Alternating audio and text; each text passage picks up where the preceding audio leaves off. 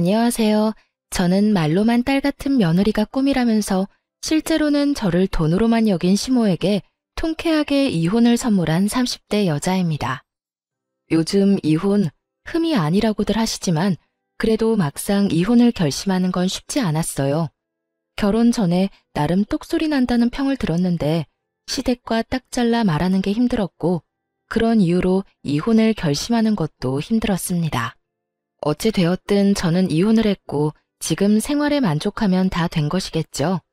이쯤 되면 제가 왜 이혼까지 하게 되었는지 궁금하실 텐데요.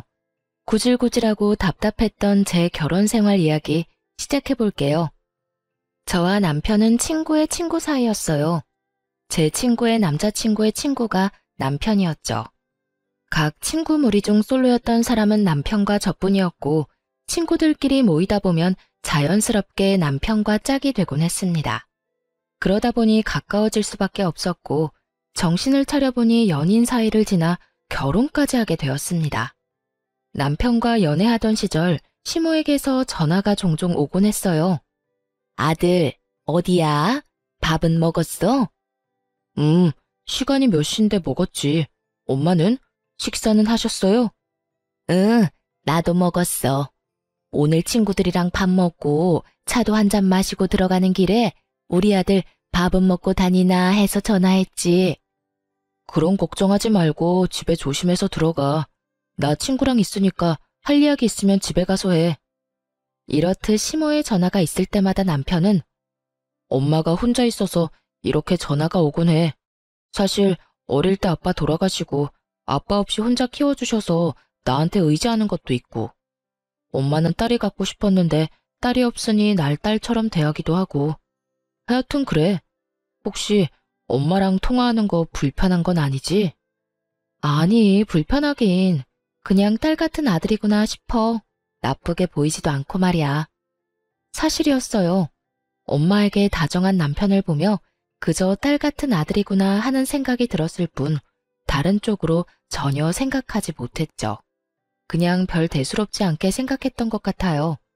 하지만 결혼을 하고 나니 딸 같은 아들인 남편과 그런 남편에게 많이 의지하는 시모에게서 문제가 생겨나기 시작했어요. 그 문제는 바로 시모가 남편에게 의지하는 것도 모자라 저에게까지 의지하기 시작했다는 것이었어요. 남편을 키워준 부모인 시모가 며느리에게 의지 좀 하는 것이 뭐가 문제냐고 생각하시는 분들도 계시겠지만 뭐든 정도가 있는 것이 아니겠어요? 시모는 정도란 전혀 모르는 사람처럼 저에게 의지를 하기 시작했고 전 그야말로 아주 곤란한 상황의 연속이었어요. 전 결혼을 하기 전부터 재택근무가 가능한 직종에 근무하고 있었는데 결혼하고 난 후에도 임신 계획을 세우며 재택근무를 계속하게 되었어요. 그런데 제가 계속 집에 있으니 시모는 제가 일을 한다는 인지 자체가 없는 사람처럼 저를 불러내기 시작하더라고요. 처음 몇 번이야 시모가 저와 친해지고 싶어서 그런가 보다 싶기도 했고 저 역시 시모와 가깝게 지낼 기회라 생각되어 잘 지내보려고 했어요.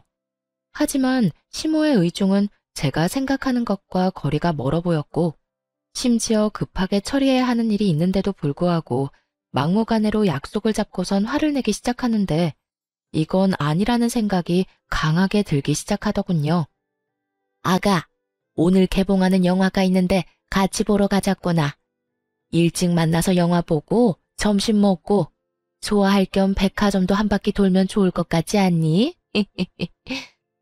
아, 어머님, 오늘은 좀 힘들 것 같아요. 급하게 처리해야 할 일이 있어서요. 내일 하면 안 되니? 계속 기다리던 영화라서 꼭 오늘 보고 싶은데. 사실 진작 처리했어야 하는 일인데 어제도 그제도 어머님 만나느라 미뤘어요. 그래서 오늘까진 꼭 처리해야 할 것 같아요. 그래? 그러면 몇 시까지 일하면 되니? 설마 밤늦게까지 해야 하는 건 아니지? 해봐야 알 것 같은데 왜 그러세요? 너 일 끝나는 대로 보러 가려고 그러지. 일찍 만나서 영화 보고 쇼핑도 하고 싶었는데 어쩔 수 없지 뭐. 오늘 심야로 영화만 보고 내일 만나서 쇼핑하자꾸나. 이쯤 되니 시모는 저를 의지하는 것이 아닌 호구로 여기는 것이 분명해 보이더군요. 매번 만나자고 해서 나가면 시모는 지갑조차 가지고 오지 않았고 한번 백화점에 구경하러 가자고 할 때마다 꼭 하나는 사드려야 만남이 끝이 나곤 했으니까요. 하물며 제 스케줄을 비롯해 제 컨디션은 단 하나도 신경 쓰지 않고 오로지 본인만 생각하는 시모를 보며 이제 더는 끌려다니지 말아야겠다는 생각이 들더군요. 어머님, 아마 일 마무리하면 늦어질 것 같은데 마냥 기다리시는 것도 그렇고 저도 일 끝내고 나면 피곤할 것 같아서 좀 쉬려고요. 그러니 오늘 영화는 친구분이랑 보러 가시는 게 어떠세요? 친구? 네가 내 친구이자 며느리 아니니? 그런 네가 있는데 내가 누구랑 영화를 보러 가겠어? 그러지 말고 같이 가. 내가 기다리면 된다니까. 나 잘 기다릴 수 있어. 애도 아니고 빙빙 돌려 말해선 도무지 알아듣지 못할 것만 같더군요. 그래서 전 돌리지 않고 좀 더 직설적으로 말하기로 했습니다. 아니, 제가 너무 피곤할 것 같아서요. 밀린 일도 너무 많기도 하고 그거 다 처리하고 나면 아무래도 저도 좀 쉬어야 할 것 같아요. 집에 하는 일 해봤자 얼마나 힘들다고 그 유난인지. 그리고 정식 직원도 아니지 않니? 직원도 아니고 알바 나부랭이가 하는 일이 중요해봤자 얼마나 중요하다고 시어머니도 못 만난다고 하는 게야? 어머님, 저 아르바이트가 아니고 그저 집에서 근무하는 정직원이에요. 집에서 마냥 쉬는 게 아니라 출퇴근하는 개념처럼 해야 하는 일이 정해져 있다고요.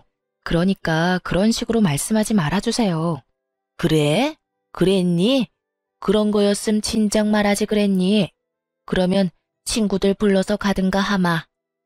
친구를 부른다기에 이제야 말이 통하는 건가 하고 생각했어요. 하지만 뒤이어 나오는 시모의 말은 평소 시모가 저를 어떻게 생각했는지 잘 알 수 있게 해주더군요. 그래서 하는 말인데 나 용돈 좀 주려무나. 네? 용돈이요? 그래, 용돈. 친구들 만나서 영화도 보고 밥도 먹고 쇼핑도 하려면 돈이 있어야 하지 않겠어? 평소엔 너랑 다녀서 돈이 필요 없었지만 너는 바쁘다고 했잖니. 그러니 용돈이라도 줘야지. 계좌번호 보낼 테니 넉넉히 보내거라. 저의 예상대로 시모는 저를 돈 쓰는 호구로 여기며 당당하게 돈을 요구해왔고 어떻게 하나 고민하다 결국 30만 원을 보내드렸습니다. 지금 생각하면 왜 돈까지 줬나 싶은데 그땐 그게 최선이라고 생각했던 것 같아요. 딱 그때까진 그래도 이런 시모라도 사랑하는 내 남편을 혼자 힘들게 키워주신 분이라는 생각이 강해 잘 지내고 싶었으니까요. 하지만 이런 제 생각을 산산이 부숴버리는 연락을 받게 되었어요. 바로 그날 저녁에요. 네, 어머님. 오늘 영화 재미있게 보셨어요? 식사는 잘 챙겨 드셨고요? 영하고 나발이고 넌 젊은 애가 통이 작아도 어쩌면 그렇게나 작니? 네? 갑자기 그게 무슨 말씀이세요? 통이 작다니 혹시 돈이 모자랐어요? 뭘 당연한 걸 물어? 고작 30만 원으로 누구 코에 붙이라고 그걸 용돈이라고 보낸 게야. 네 그 코딱지만한 씀씀이 때문에 내가 오늘 친구들 앞에서 얼마나 창피했는 줄 알기나 알아? 여러분, 30만 원이 작은 돈인가요? 영화 보고 밥 먹는데 도대체 얼마를 보내드려야 통 큰 며느리 소리를 들을 수가 있는 것인지 그쯤 되니 궁금해지더군요. 득달같이 화를 내는 시모의 반응에 당황한 제가 아무 말도 못하고 있자 시모는 이대로 밀어붙이자 싶었는지 더 황당한 말을 꺼내놓기 시작하더군요. 그러지 말고 너 쓰는 카드 있지? 카드 있긴 하죠. 그런데 카드는 왜요? 왜긴 왜야. 이럴 때마다 용돈 받아 쓰는 것도 나도 힘들다. 그러지 말고 너 쓰는 카드 그거 나 다오. 내가 가지고 있으면서 이럴 때마다 알아서 잘 쓸 테니. 카드를 요구하는 시댁 식구들이 있다는 말을 들은 적 있지만 그 개념 없는 식구가 제 식구가 될 줄은 꿈에도 몰랐습니다. 거기에다 어쩌면 이리도 당당한지 정말 박수라도 쳐주고 싶은 심정이더군요. 시모의 요구가 당당하면 당당할수록 전 그런 시모와 잘 지내보고자 하는 의지는 바닥을 향해 곤두박질 쳤고 기어이 시모의 입에서 지금 받으러 온다는 말이 나오고 나서야 모든 것을 내려놓게 되더군요. 너 집에 있지? 지금 받으러 가면 되니? 내가 가는 게 정 부담스러우면 퀵으로 보내거라. 아니면 카드만 택시 태워 보내든지. 뭐든 다 괜찮으니 오늘 내로 주기만 해. 아니요, 어머님. 오실 필요도 없고 제가 카드만 보내는 일도 없어요. 뭐라고? 그게 무슨 뜻이니? 설마 카드 못 준다는 말을 하는 거니? 네, 저는 카드 못 드려요. 애초에 드릴 마음도 없었고요. 뭐야? 그까지 카드 좀 주는 게 뭐 힘든 일이라고 그렇게 딱 잘라서 안 된다고 하는 게야? 어머님은 어떨지 몰라도 전 힘이 들어서 못 드릴 것 같네요. 저도 쓰는 카드를 어떻게 어머님을 드리겠어요.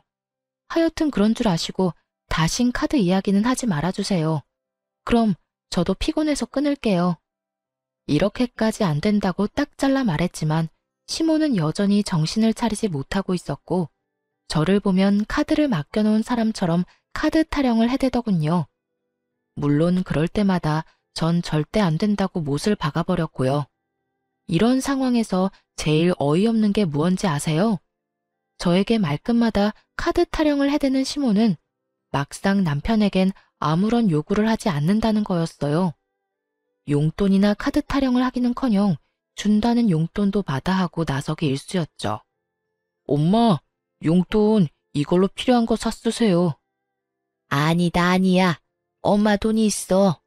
우리 아들이 어떻게 번 돈인데 이걸 엄마가 써. 뒀다가 우리 아들 필요한 데 있으면 써. 엄마는 정말 괜찮아. 이렇게 말하면서요.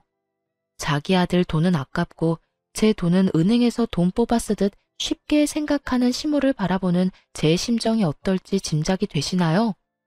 얄미운 것도 얄미웠지만 이해도 되지 않았고 문제도 많아 보였죠.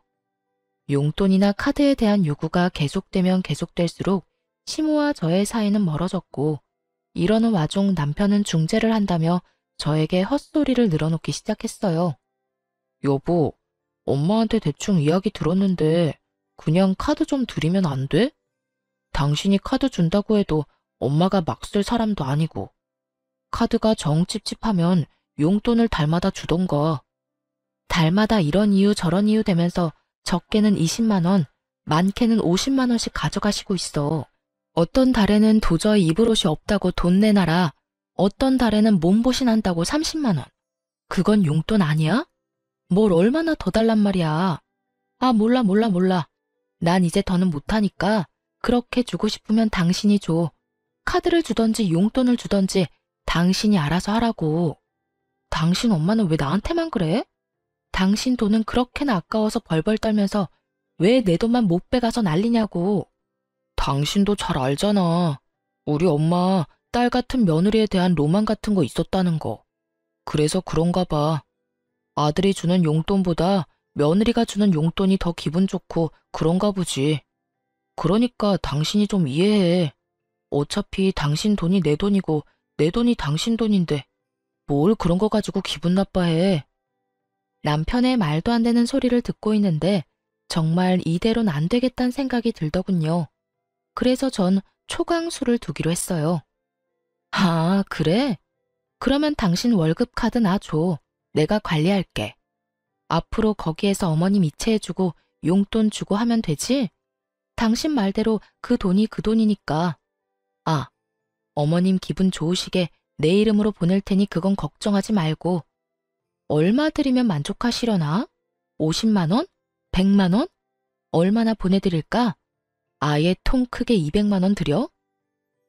에이, 여보, 왜 그래? 200만 원씩이나 주면 나 생활은 어떻게 해? 그러지 말고 그냥 내가 엄마한테 잘 말해볼 테니까 당신은 신경 쓰지 마. 똑바로 잘 처리해. 괜히 중간에서 말 이상하게 해서 내 입장 곤란하게 만들지 말란 말이야. 그렇지 않아도 나하고 어머님 사이도 안 좋은데 당신까지 보내지 말라고. 걱정도 팔자다. 내가 알아서 잘 말할 테니 그런 걱정하지도 마. 웬일로 큰 소리를 떵떵 친다 싶더니 남편은 시모에게 말을 잘했더라고요. 아주 잘 말이죠. 몇 달 동안 시모에게서 돈을 이유로 하는 연락이 오지 않았고 전 알아서 잘 해결했겠거니 하고 지냈는데 어느 날 갑자기 화가 잔뜩 난 시모에게서 전화가 왔더라고요. 전화를 받았더니 시모는 다짜고짜 화를 내기 시작했고 그 화를 내는 이유가 정말 가관이었어요. 너 미쳤니? 미쳤어? 내 아들한테 뭐라고 했길래 내 아들이 네 이름으로 돈을 보내준 것도 모자라 카드까지 네 카드라고 속이고 나한테 줬던 거야. 난 그것도 모르고 그 카드를 얼마나 썼는데. 그래요. 남편은 시모에게 매달 50만 원씩 제 이름으로 보내준 것도 모자라 자기 카드까지 제 카드라 속이며 시모에게 줬던 것이었어요. 카드에 쓰인 영문명을 읽을 줄 몰랐던 시모는 그 모든 것이 제 것인 줄 알고 신나게 카드를 긁어대고 다녔던 것이었어요. 그렇게 몇 달, 생각보다 시모의 씀씀이가 크자 남편이 감당할 수 없는 상황이 되었고 시모의 뒷바라지를 하던 남편은 결국 시모에게 연락을 해 모든 사실을 털어놓으며 카드를 다시 가져가게 되었던 것이었죠. 도대체 왜 네 돈, 네 카드를 두고 내 아들 돈을 쓰게 한 거야? 내 아들이 어떻게 번 돈인데 그걸 쓰게 만든 거냐고.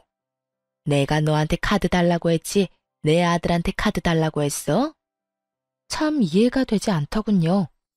돈은 자기가 실컷 써놓고 그게 왜 제 탓인 건지, 왜 자신이 쓰는 돈은 아들도 아닌 제가 당연하다는 듯 감당해야 하는 건지 혹시 여러분은 이해가 되나요?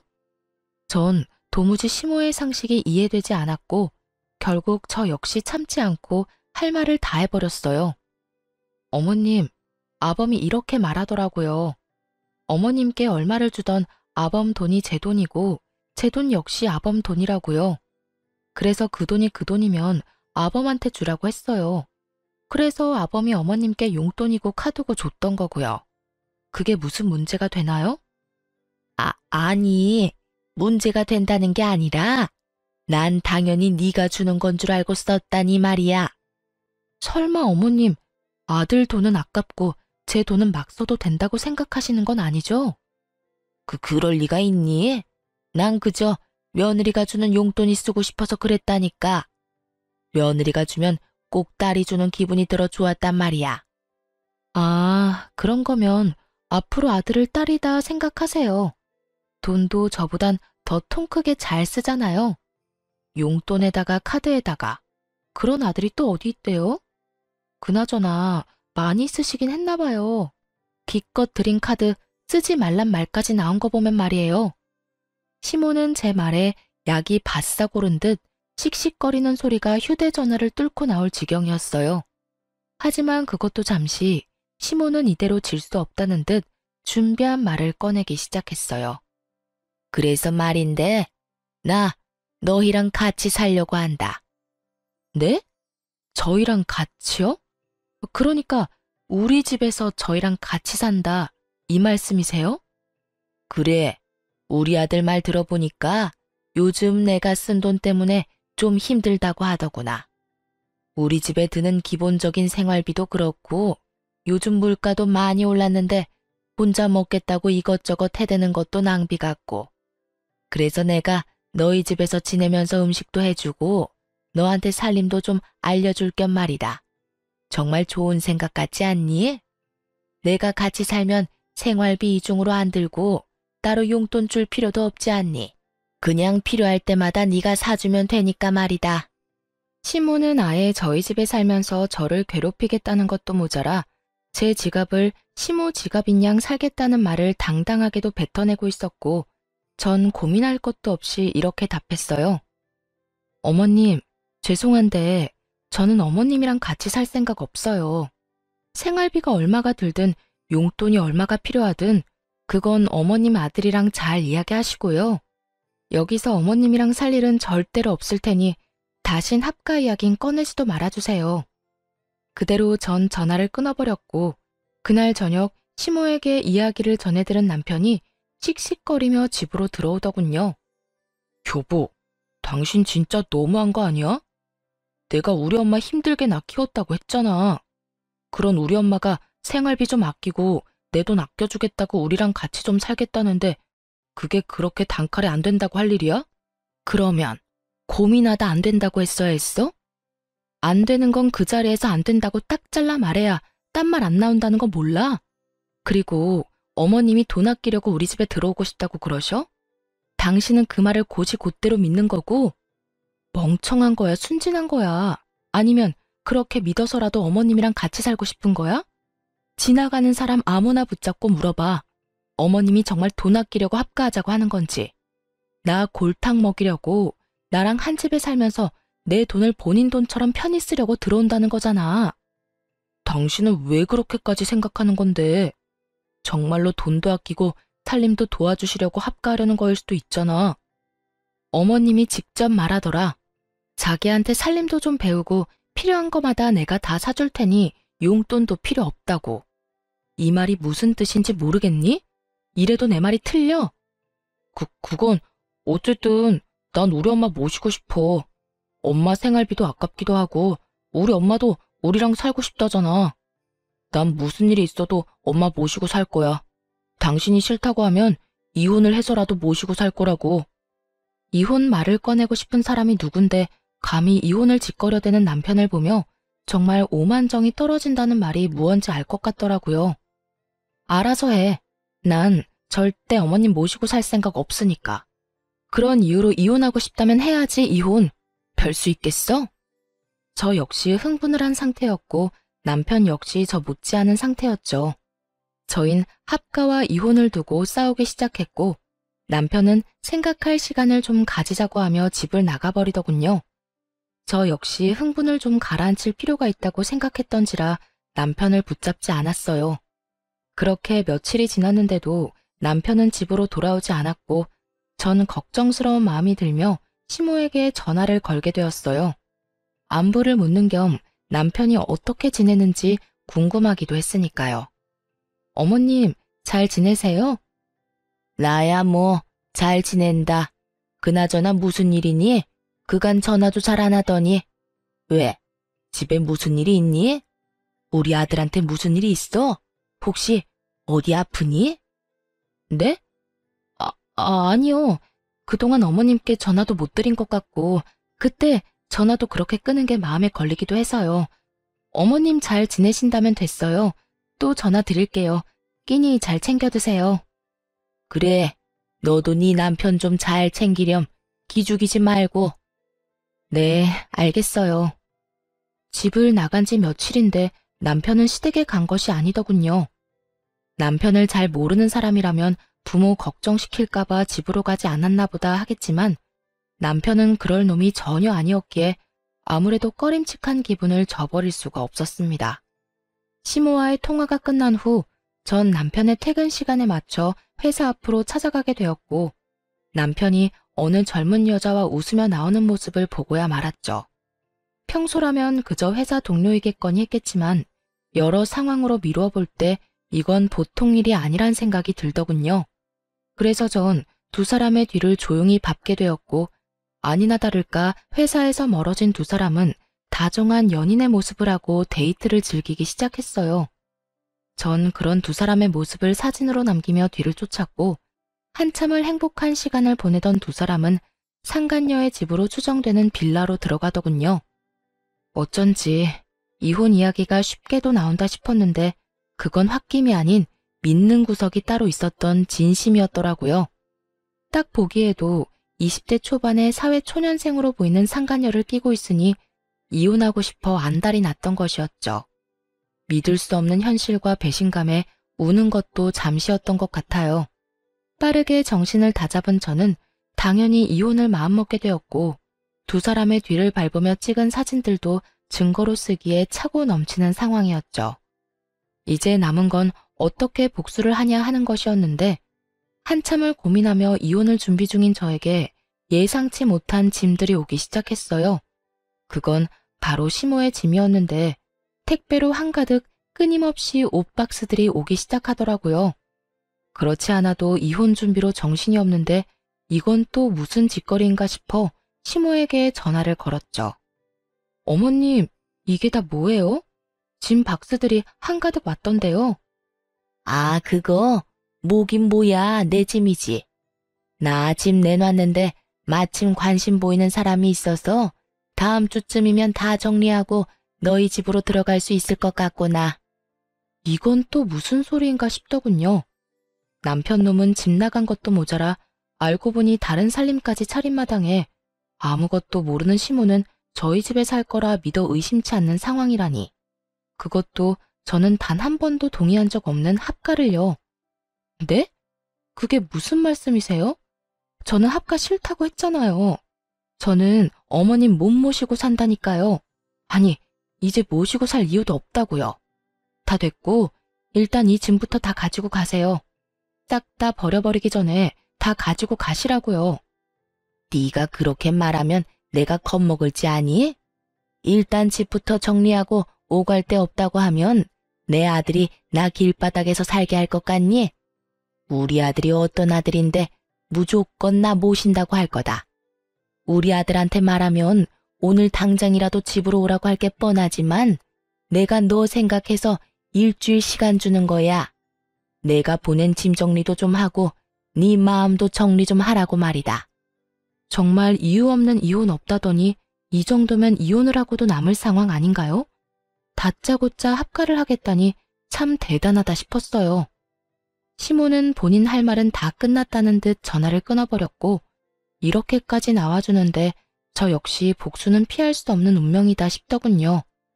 이 꼴을 당하고도 그저 조용히 이혼해주면 그거야말로 바보 멍청이 호구 아니겠어요? 전 시모의 짐을 고스란히 잘 가지고 있다가 시모가 말한 일주일이 되는 날에 그 짐을 상간녀의 집으로 보내버렸어요. 그리고 시모에게 연락을 했죠. 어머님, 준비는 다 하셨어요? 준비라고 할 게 있니? 짐은 진작 너희 집으로 보냈고 나머지 정리도 그간 다 했었지. 그렇지 않아도 지금 나가려는 참이었다. 집에 있지? 짐 정리는 다 해놨니? 난 안방 쓰면 되지. 방은 집부터 보시고 결정하세요. 제가 어머님이랑 아범이랑 같이 살 수 있는 새로운 집 구했어요. 그러니까 일단 집부터 보시고 어느 방 쓸지 결정하시면 될 거예요. 어머, 그게 정말이니? 끝까지 반대할 줄 알았더니 웬일로 그런 기특한 결정을 했을까? 드디어 정신 차렸구나. 그래, 시댁 식구하고 척지고 지내봤자 너만 손해야. 그러니까 앞으로 잘해. 내가 한평생 너희하고 붙어 살겠니? 적당히 살다가 알아서 나갈 테니 같이 사는 동안 잘 하려무나. 아, 네. 그럴 거예요, 아마. 아무튼 주소는 문자로 보내드릴 테니 지금 출발하시면 돼요. 시모는 신난 어린아이처럼 들뜬 목소리로 답하더니 전화를 끊어버렸고 저는 시모와 전화를 끊자마자 상간녀의 집 근처로 가서 시모를 기다렸어요. 얼마나 기다렸을까요? 시모가 택시에서 내리더니 빌라로 들어서더군요. 이내 많이 당황한 듯 허겁지겁 뛰어내려오는 시모의 뒤로 옷을 입다만 남편놈과 상간녀가 내려오더라고요. 엄마, 잠시만, 내 이야기 좀 들어봐. 네, 나중에 이야기해. 지금은 이 엄마가 너무 놀라서 그래. 아니, 엄마, 잠시만. 여긴 어떻게 알고 온 거야? 누가 알려줬어? 그리고 저 짐들은 또 뭐고? 네 마누라가 나랑 같이 살 집 구해놨다고 택시 불러줘서 왔어. 내가 너희 집으로 보낸 짐도 곧 이리로 온다고 했다고. 그런데 여기에 네가 웬 여자랑 그러고 있으니 이 어미가 얼마나 놀랐겠어? 어? 집사람이? 그럼 집사람이 여길 알고 있단 말이야? 아니, 내가 바람 피운다는 걸 다 알고 있었단 말이야? 그렇겠지. 그러니까 여기로 날 보냈겠지. 이 녀석아, 아무리 네 마누라가 싫다고 해도 바람을 피우면 어쩌자는 거야. 그것도 저렇게 어린 여자랑. 엄마, 어려도 그 여자보다 생각이 깊다고. 내가 그 여자한테 엄마 모시자고 하니까 절대 안 된다고 난리를 쳤는데 수진이는 당연히 모셔야지 뭘 그렇게 당연한 소리를 묻냐고 하더라니까. 그게 정말이야? 그럼. 수진아, 네가 말해봐. 너 우리 엄마 모시고 살 수 있다고 했지? 그럼요, 어머님. 저는 오빠가 그 여자랑 헤어지고 저한테 와주기만 하면 뭐든 할 수 있어요. 그리고 남편 부모님은 제 부모님과 마찬가지인데 모시고 사는 게 뭐예요? 그냥 같이 사는 거죠. 그렇지 않나요, 어머님?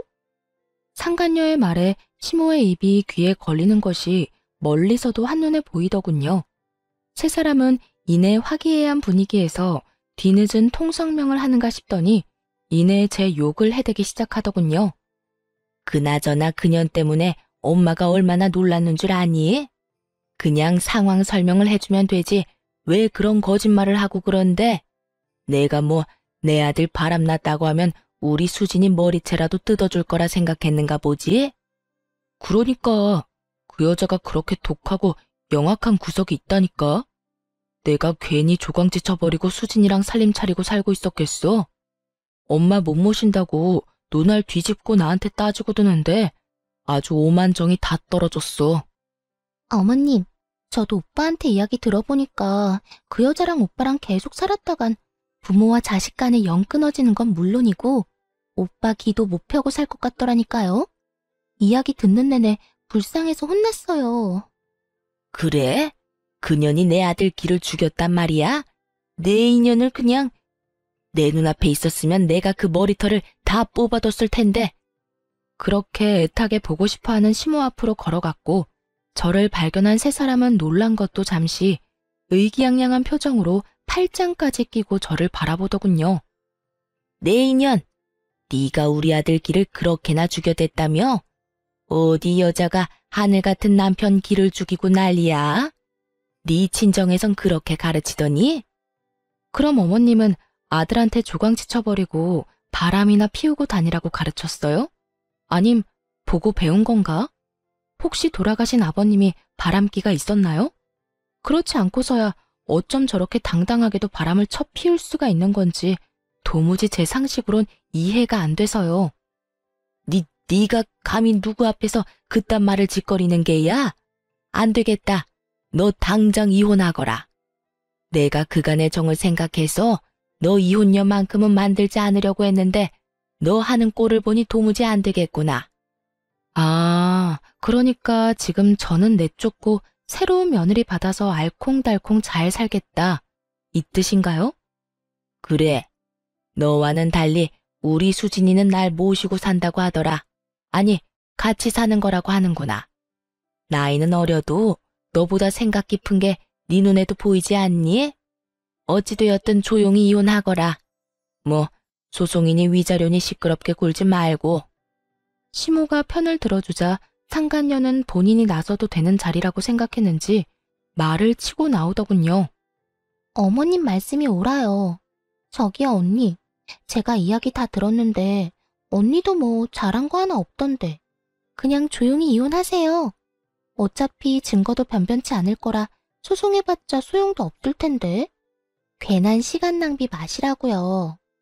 뭐 이대로 물러나주면 오빠가 위로금으로 한 500만 원은 줄 수 있다고 하던데. 그 돈이라도 받아서 떨어지라고요. 누굴 거지로 보는 건지 돈 500만 원에 조용히 물러서라는 말을 듣는데 정말 손이 벌벌 떨리더라고요. 전 떨리는 손을 들어 그대로 상간녀의 뺨을 때려버렸고 그런 상간녀의 앞을 남편이 막아서더군요. 당신 미쳤어? 지금 누굴 때리는 거야? 제정신이야? 너 같으면 제정신이겠어? 누굴 거지로 하나? 돈 500만 원 먹고 떨어지라고? 터진 입이라고 함부로 짓거리니까 얻어맞는 거야. 알겠어? 그리고 너는 지금 누굴 앞을 막아서는 거야? 사태 파악 똑바로 못하지? 나 사태 파악 똑바로 하고 있어. 그러니까 우리 수진이 괴롭히지 마. 우리 수진이는 독한 당신과는 달리 우리 엄마한테도 잘한다고 하고 우리 엄마 모시고 산다고까지 했다고. 나 그런 수진이 사랑해. 나 이제 당신 같은 여자 안 사랑하고 수진이 사랑한다고. 남은 여생은 수진이랑 엄마하고 살고 싶어. 이혼하자. 당당하다 못해 치기 넘쳐 보이는 남편놈을 보는데 왜 제가 여기서 이런 수모를 겪고 있어야 하나 현타가 오더군요. 그래서 전 제 앞을 막아선 남편의 뺨을 힘껏 때려버리곤 이렇게 말했어요. 그래, 이혼해. 방금 따귀는 마지막 내 선물이니 평생 살면서 기억해라. 그리고 증거 없으니 소송하지 말라고 했지? 그런데 어떻게 하지? 나는 증거가 차고 넘쳐서 그 소송 할 계획인데? 이미 변호사 선임도 끝난 상태고 곧 소송도 진행될 거야. 그러니까 세 사람 준비 잘해. 그때 돼서 울고불고 매달리지 말고 말이야. 아 참! 그리고 지금 사는 집은 내 집이니까 당신 짐 다 빼야 하는 건 알지? 내가 당신 번거로울까봐 어머님 짐 보내는 김에 당신 짐도 다 챙겨서 오기 전에 이리로 보냈어. 곧 올 테니까 짐 정리 잘해. 이삿짐 비용은 내가 낼 필요 없을 것 같아서 결제 안 했으니까 결제도 알아서 하고. 전 그대로 집으로 돌아왔고 그 후로 진행된 이혼 절차는 이혼 후 벌어질 상황에 비해선 순조로웠어요.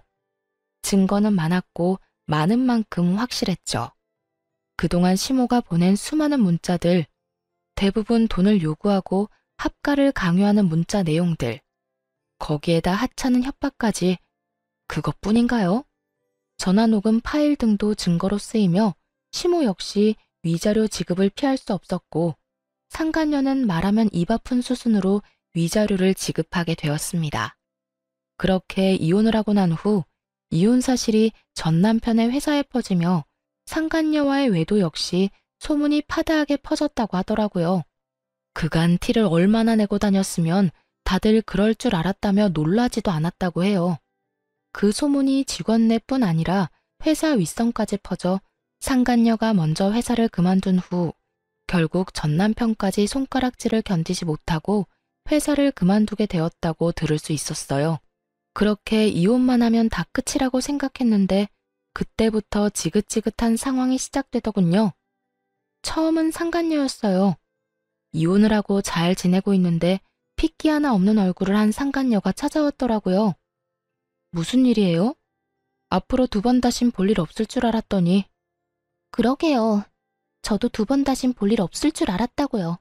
다 됐고 당신 남편이랑 당신 남편 엄마 좀 다시 데리고 가세요. 난 도저히 더는 그딴 인간들이랑 못 살겠다고요. 인간 취급은 해주려고 했더니 도저히 안 되겠네. 야, 여기가 어디라고 찾아와서 그딴 말도 안 되는 말이나 짓거리는 거야? 좋다고 뺏어갈 때는 언제고 이제 와서 뭐? 다시 데리고 가라고? 내가 미쳤니? 그 혹을 다시 가지고 오게? 그러지 말고 내가 이렇게 빌 테니까 제발 좀 데리고 가줘요. 아들이라는 놈은 회사 그만두고 집에서 빈둥빈둥 놀기만 하고 그 아들 엄마라는 사람은 남의 돈을 물처럼 써대는데 정말 미치겠다고요. 기껏 모은 돈 위자료로 쓰고 두 사람 사치하는 데 쓰고 이러다간 정말 거지는커녕 빚쟁이 되기 일분 직전이라고요. 어머나, 1분이나 남았으면 많이 남았네. 그 남은 시간 여기 와서 낭비하지 말고 지금이라도 도망쳐. 나한테 와서 이래라 저래라 이상한 소리 짓거리지 말고. 내 집인데 내가 왜 도망을 쳐요. 그러지 말고 그쪽이 다시 데리고 가주면 안 돼요? 머리가 돌이니? 아님 머리가 장식이야? 싫다는데 왜 계속 같은 말을 시키는 거야?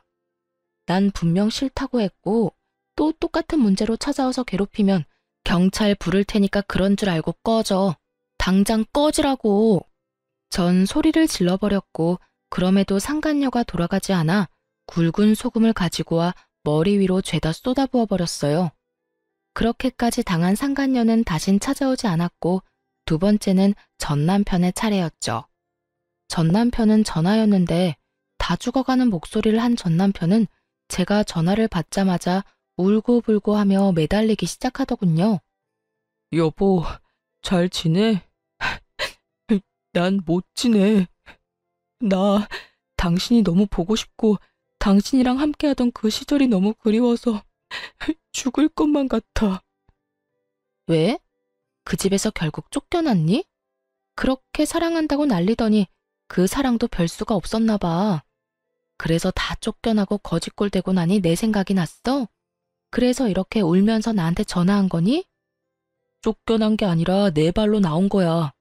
당신이 너무 그립고 당신이 너무 보고 싶어서. 그년 그렇게 효녀인 척은 혼자 다 하더니 알고 보니 진짜 계산적이고 이기적인 년이었더라고. 그래서 깨닫게 됐어. 세상에 당신 같은 여자 또 없다는 거 말이야. 그래서 말인데 앞으로 내가 정말 잘할 테니까 우리 다시 재결합하면 안 될까? 난 당신만 있으면 다시 시작할 수 있을 것 같아. 가정도 잘 지키고 취업도 성공하고. 그러니까 제발 우리 함께했던 세월을 생각해서라도 한 번만 나 받아줘. 내가 정말 잘할게. 너 같으면 그게 되겠니? 되겠어? 나 이제 너 안 사랑해, 아니? 사랑은 둘째 치고 밉지도 않아. 무슨 감정이 남아야 밉기라도 하지. 그러니까 똥 싸는 소리 하지 말고 2번 다시 연락하지 마. 너랑 전화통 붙잡고 있는 시간도 아까우니까. 저는 그대로 전화를 끊어버리곤 전 남편의 전화를 차단해버렸어요. 혹시 몰라 전 시모의 전화도 차단해버렸고요. 그렇게 끝일 거라 생각했는데 끝이 아니더라고요. 네, 맞습니다. 끝판대장 시모의 등장이 저를 기다리고 있더군요. 다 차단을 해버리고 난 후 며칠이나 지났을까요? 거짓골을 한 시모가 회사 앞에 기다리고 있더라고요. 며칠을 씻지 못한 것인지 머리에 기름기가 흘렀고 이상한 냄새까지 풍기고 있었어요. 여기까진 무슨 일이세요? 아가야, 나 좀 살려다오. 아가라니요. 저 이혼한 거 잊었어요? 남의 회사 앞에서 이러지 말고 할 말 있으면 빨리 하세요. 저 피곤해요. 그래, 그래야지. 피곤한 사람 붙잡고 길게 이야기하면 안 되지. 그러니까 말이다. 아가, 나 좀 데리고 살아주면 안 되겠니? 이건 또 무슨 염치도 양심도 없는 말인가 싶었어요. 전 남편만이라도 데리고 살아달라도 아니고 전 시모를 데리고 살아달라니. 네? 제가 지금 잘못 들은 것 같은데 그러니까 아줌마를 데리고 살아달라고요? 이제 나랑 아무런 상관도 없는 아줌마를요? 아줌마라니. 그래도 내가 한땐 네 시험이었는데 아줌마는 너무 심하지 않니? 아니다, 아줌마. 맞지, 그래. 그깟 호칭이 뭐가 중요하겠니? 다 됐고 네가 똑바로 들은 게 맞아. 나 좀 데리고 살아주면 안 되겠니? 글쎄, 나 그 집에서 쫓겨났단다. 그나마 집 한 돈은 가지고 있었는데 글쎄 아들이 사업이라도 해보겠다고 하더니 그 돈을 도박으로 다 날렸다지 뭐야. 그게 어떤 돈인데. 그래서 집에서 쫓겨나고 원수 같은 아들놈마저 날 버리고 내가 오갈 데가 없어. 이러면서 대성통곡을 하기 시작하는데 기가 막혀 말도 안 나오더라고요. 얼마 남지 않은 부모 노후자금 가지고 도박을 해 다 날려버린 남편놈은 전 시모를 버리고 도망을 가버렸고 그런 것도 아들이라고 이러지도 저러지도 못하고 거짓골로 지내다 저에게까지 찾아온 전 시모라니. 아무리 복수를 꿈꾸긴 했었지만 이렇게까지 망가진 걸 바란 것은 아니었는데 참 안타깝기도 불쌍하기도 했어요. 그렇다고 제가 책임질 정도의 감정은 아니었고요. 한참을 대성통곡을 해대던 시모는 힐끔 제 눈치를 살피며 제 손을 잡으려고 했고 전 그런 시모의 손을 쳐내며 이렇게 말했습니다. 이제 할 만큼 다 했어요. 사연팔이도 다 했고 불쌍한 척도 그 정도면 연기대상급이었고 눈물도 좀 뺐으니 할 만큼 다 한 것 같은데 더 할 게 남았나요? 사연팔이? 너 무슨 말을 그렇게나 심하게 하니? 아무리 네가 나한테 감정이 좋지 않다고 해도 내가 한때는 네 시험이었는데 그렇게까지 말하는 건 좀 아니지 않니? 한때는 절 죽어라 괴롭혔던 시어머니였으니까 이렇게까지 하는 거예요. 아직 그걸 모른다니 참 유감이네요. 뭐라고? 내가 널 언제 죽어라 괴롭혔다고 그러니? 모른다니 그것 역시 유감이네요. 하여튼 전 아줌마랑 같이 살 생각 전혀 없고요. 땡전 한 푼 도울 생각은 더더욱 없으니까 다신 찾아오지도 찾지도 마세요. 그러게 있을 때 좀 잘하지 그랬어요? 나한테 아줌마가 조금이라도 다정하게 대해줬으면 그간의 정을 생각해서라도 찜질방 비용 정도는 줬을 텐데요. 제 말에 약이 오를 대로 오른 시모는 태세를 바꿔 제 머리채라도 잡아보고자 저에게 달려들더군요. 하지만 그런 시모를 예상했던 저는 시모의 팔을 확 잡아 밀쳐버렸고 그 자리에서 경찰을 불러버렸어요. 제가 그렇게까지 할 거라 예상하지 못한 시모는 혼비백산이 되어 주랭랑을 쳐버렸고요. 시모의 주랭랑을 마지막으로 지긋지긋한 인형과도 작별을 하게 되었습니다. 끝날 때까지 끝난 게 아니라고 하더니 이번엔 정말로 끝이 났더라고요. 그 후로 저는 일상을 즐기며 잘 살고 있어요. 주말엔 취미 생활도 하고 그간 만나지 못했던 친구들도 만나며 아주 알차게 보내고 있어요. 비정상적인 시모와 남편의 외도. 둘 중 한 가지만 경험했어도 학을 떼게 됐을 이혼 사유 두 가지를 다 겪고서 이혼을 한 터라 결혼에 대한 생각은 전혀 하지 않고 있습니다. 시간이 지나고 지금 느끼는 감정이 무뎌지면 또 어떻게 될진 알 수 없는 일이지만 현재까진 그렇네요. 혼자 온 세상 혼자 잘 즐기고 살다 남에게 피해 주지 않고 가는 것도 꽤 멋진 삶이 될 수도 있다는 생각이 들어요. 그만큼 지금 혼자 지내는 저만의 삶에 만족할 뿐더러 더없이 행복하답니다. 처음 이혼을 했을 당시엔 제 탓도 했던 것 같아요. 그때 제가 시모를 받아들였다면 그때 제가 시모에게 더 잘했더라면 하면서요. 저도 참 바보 같지 않나요? 그만큼 이혼이라는 것이 심적으로 저를 힘들게 했고 저를 흔들어대곤 했습니다. 하지만 그것도 시간이 지나니 상황을 똑바로 직시하게 되었고 그 모든 것엔 저의 잘못이 없다는 것을 깨달았어요. 그러고 나니 제 인생이 즐겁고 행복해졌고요. 제가 단단해진 만큼 앞으로 남은 제 삶은 더욱 행복하겠죠? 이로써 저의 사연은 끝이 났습니다. 끝까지 응원해 주시고 함께 해 주신 모든 분들 감사합니다.